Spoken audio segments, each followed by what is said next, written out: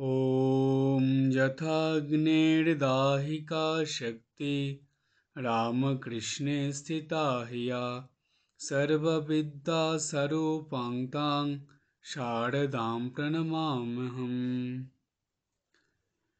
আজ থেকে একটি বিশেষ আলোচনা শুরু হচ্ছে। এই আলোচনাটির নাম হলো সিসি মায়ের গল্প ও গল্পকথার মধ্যে দিয়ে প্রাপ্ত শিক্ষা। এই আলোচনাটি পর্ব অনুসারে হবে। আজ সেই আলোচনার প্রথম পর্ব। প্রথম পর্বে মায়ের বলা গল্পকথা শুরু করার আগে আমরা এই গল্প সম্বন্ধে দুই একটা কথা জেনে নেব। আমরা সারাদিনে যত কিছু শুনি ও যত কিছু পড়ি, সেসবের মধ্যে একটি বিষয় শুনতে ও পড়তে সবথেকে বেশি ভালো লাগে, আর সেই বিষয়টার নাম হলো গল্প। ছোট থেকে বড়, বাচ্চা থেকে বুড়ো, সব বয়সের মানুষেরাই গল্প শুনতে খুব ভালোবাসে এবং সবার কাছেই গল্প খুবই প্রিয়। আমাদের মধ্যে বেশিরভাগ মানুষই গল্প শুনতে ভালোবাসে, কিন্তু গল্প বলার মানুষ খুবই কম। স্বাভাবিকভাবে একটা প্রশ্ন আসে মনে, আচ্ছা, গল্প বলার মানুষের সংখ্যা কেন কম? তার উত্তরে বলা যায়, সহজভাবে ভালো করে গুছিয়ে গল্প বলাও একটি শিল্প, আর এই শিল্প ভগবানের আশীর্বাদ বা কৃপা ছাড়া লাভ করা যায় না বা সম্ভব হয় না। গল্প মানুষের মনকে নাড়া দেয়।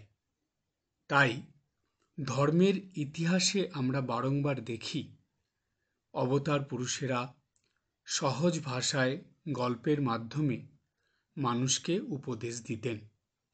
বুদ্ধদেব ও ঠাকুর শ্রী রামকৃষ্ণদেব এই রকম সহজ কথ্য ভাষার মধ্যে দিয়েই মানুষকে শিক্ষা দিয়েছেন। তাদের শিক্ষার পদ্ধতির মধ্যে গল্প একটা মুখ্য স্থান অধিকার করে আছে। আমরা শ্রী ঠাকুরের ও স্বামীজির বলা অনেক গল্প জানি এবং এই গল্পগুলোর মধ্যে দিয়ে ঠাকুর ও স্বামীজি মানুষকে কি শিক্ষা দিয়েছিলেন তার কথাও আমরা জানি এবং বুঝতেও পারি। কিন্তু একটা কথা আপনারা জানেন কি, আমাদের শ্রীমা, জন্ম জন্মান্তরের মা, লজ্জা পটাবৃতা মা এবং গণ্ডি ভাঙা মা সারদা দেবী, তিনিও গল্প বলতেন। মায়ের মুখে গল্পগুলো ছিল মাতৃত্বে ভরপুর। মা কেবল কথক ছিলেন না, তিনি একই সঙ্গে শ্রোতাও ছিলেন। কখনো মা গল্প বলতেন, কখনো বা গল্প শুনতেন। আর গল্প শুনতে শুনতে শ্রীমা খুবই শিক্ষণীয় মন্তব্যও করতেন। আজ প্রথম পর্বে সেরকম একটি শিক্ষণীয় মন্তব্য নিয়ে আলোচনা করব।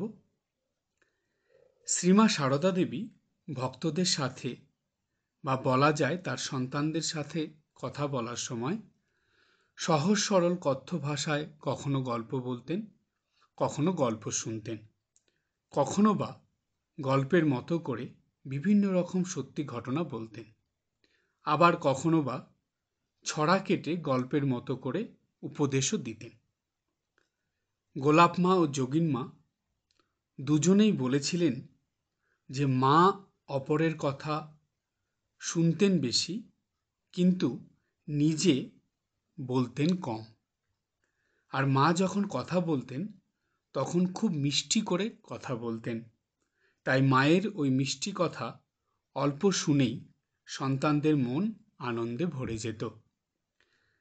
তাই আমরা দেখি যে যারা অর্থাৎ রাধুদি, মাকুদি, নলিনীদি, গোলাপ মা, ইনারা প্রায় সময়ই খুব কর্কশ ভাষায় কথা বলতেন, খারাপভাবেও কথা বলতেন।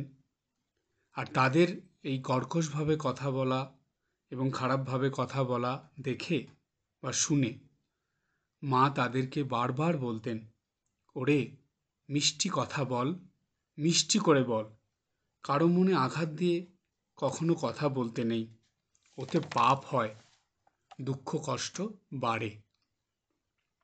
এই সাধারণ কয়েকটি কথার মধ্যে দিয়ে শ্রীমা আমাদের সবার জন্য, অর্থাৎ সকল ভক্ত সন্তানদের জন্য একটি অত্যন্ত মূল্যবান শিক্ষা দিয়েছিলেন।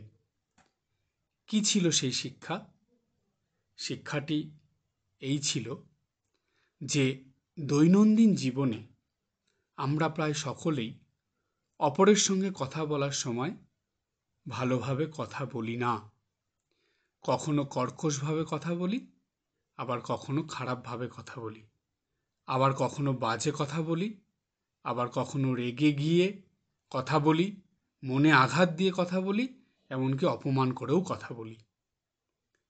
এতে আমাদের পাপ হয়, অপরাধ হয়, অর্থাৎ আমাদের কর্মফল। এই কথা বলাটাও একটা কর্মের মধ্যে পড়ে। সুতরাং এই কথা বললে যে কর্ম হয়, সেই কর্মফল আমাদের ভালো হয় না। কেন? ভালোভাবে কথা বললে সেই কর্মটা ভালো হলো, তার ফল ভালো হয়। কিন্তু খারাপভাবে কথা বললে, বাজেভাবে কথা বললে, কাউকে ছোট করে অপমান করে মনে আঘাত দিয়ে কথা বললে সেই কর্মটা ভালো হয় না, তাই তার ফলও ভালো হয় না। আর এই খারাপ কর্মফলের জন্যই মানুষের জীবনে অনেক দুঃখ কষ্ট ও অশান্তি বেড়ে যায়। সম্পর্ক খারাপ হয়, মনোমালিন্য হয়, ঝগড়াঝাঁটি হয়, কথা কাটাকাটি হয়, এগুলো হতে থাকে। তাই আগেকার দিনের মানুষ একটা কথা বলতেন যে যত কথা তত দোষ, বুঝে শুনে কথা কোষ। সব সময় বুঝে শুনে কথা বলতে হয়, অল্প কথা বলতে হয় এবং মিষ্টি করে মিষ্টিভাবে অপরের সঙ্গে কথা বলতে হয়। এই ছিল মায়ের প্রধান শিক্ষা। তাই আমরা শ্রীমা সারদা দেবীর সন্তান হয়ে মায়ের বলা কথাগুলো মনে রেখে অন্যদের সাথে বা অপর মানুষের সাথে কথা বলার সময় যেন মিষ্টি কথা অর্থাৎ ভালো কথা বলি, মিষ্টি করে অর্থাৎ ভালো করে যেন কথা বলি। কখনো কারো সাথে যেন খারাপভাবে কথা না বলি, খারাপ কথা না বলি, কারো মনে আঘাত দিয়ে, কাউকে অপমান করে, কাউকে ছোট করে, হেয় করে, অশ্রদ্ধা অসম্মান করে যেন কখনোই কথা না বলি। এটাই ছিল শ্রীমা সারদা দেবীর গল্প কথার মধ্যে দিয়ে প্রথম শিক্ষা। আজকে এই পর্যন্ত। সবাই ভালো থাকবেন, হাসি খুশি আনন্দে থাকবেন। ওম জননীং শারদাম দেবীম রামকৃষ্ণম জগদ্গুরুম পাদপদ্মে তয়ো শ্রিত্বা প্রণমামি মুহুর্মুহুঃ।